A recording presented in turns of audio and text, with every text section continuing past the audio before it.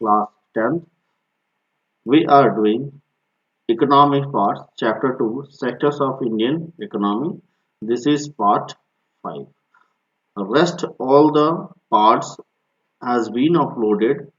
Please watch that all the videos, then start watching this one. Otherwise, you will never understand anything. Let's get started. Already this parts already we have discussed. That means many the introductions, overview, sectors of Indian economy. This all the parts has completed.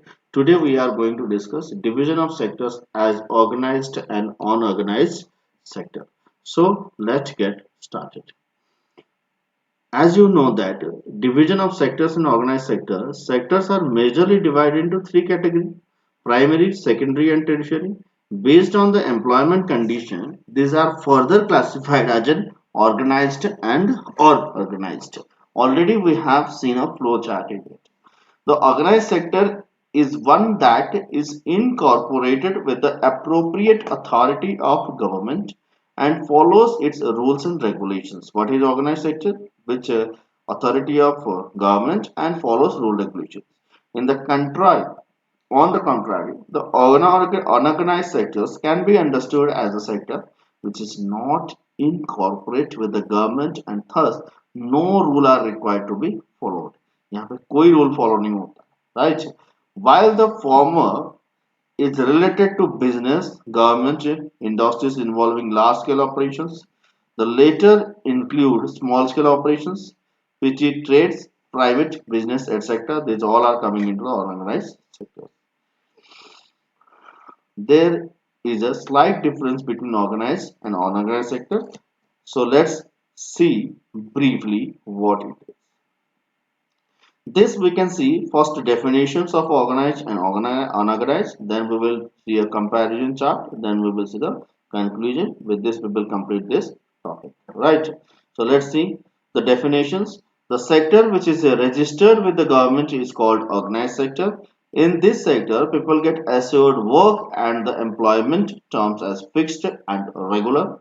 A number of acts apply to the enterprises, schools, hospitals covered under this organized sector मतलब private हो मगर यहाँ पे क्या है rule regulations government का follow कर रहा है तो हम उसको क्या ऑर्गेनाइज सेक्टर बोलेंगे entry into the organized sector is very difficult as proper registrations of the entity is required. The sector is regulated and taxed by the government.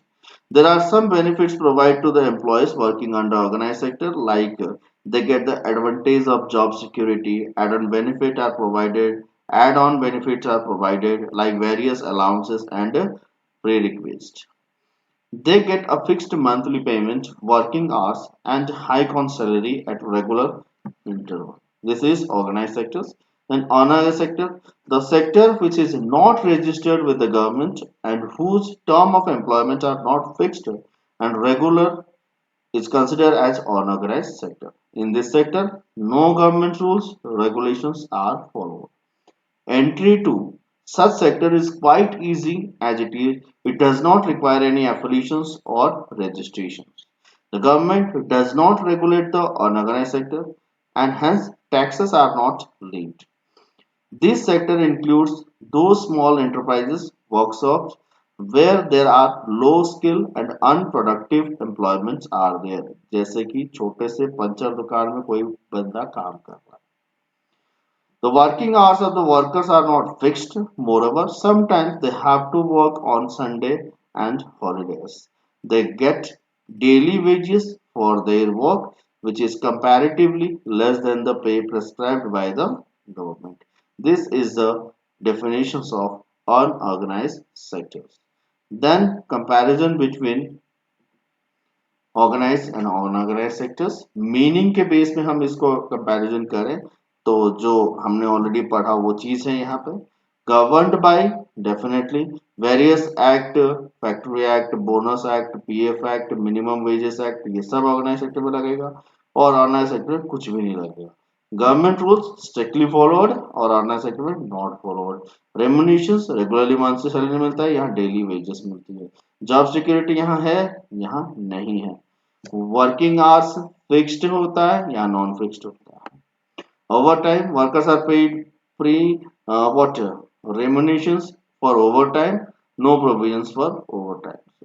Salary of workers are prescribed by the government and यहाँ पे less than the salary prescribed by the government मिलता है. Contribution to the provide for provident fund of the employees यहाँ organise sector में yes और यहाँ पे नहीं होता है.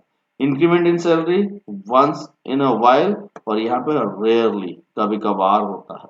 Benefit of the prerequisite employ get add on benefit like medical facility pension leave travel compensation etcetera but यहाँ पे कुछ भी नहीं मिलता. This is our comparison between the two sectors. इसके बाद हम आते हैं कंक्लूजन पार्ट में. The organized sector is include those factories, enterprises, industries, school, hospitals, and units which are registered with the government. It also includes shops, clinic, offices that process a formal license. On the other hand, organized sector construct workers, domestic workers, workers working on the streets, people working in the small workshop not affiliated with the government. Thus, there is a low unemployment in the organized sector as compared to the unorganized sector. अभी unemployment वाली हम देखते हैं लो unemployed organise sector में होता है और यहाँ नहीं होता. अभी इस चीज में आप लोगों को बताना है हमारा जो स्कूल आप लोगों का है ये स्कूल ऑर्गेनाइज सेक्टर में आता है या अनऑर्गेनाइज सेक्टर में आता है.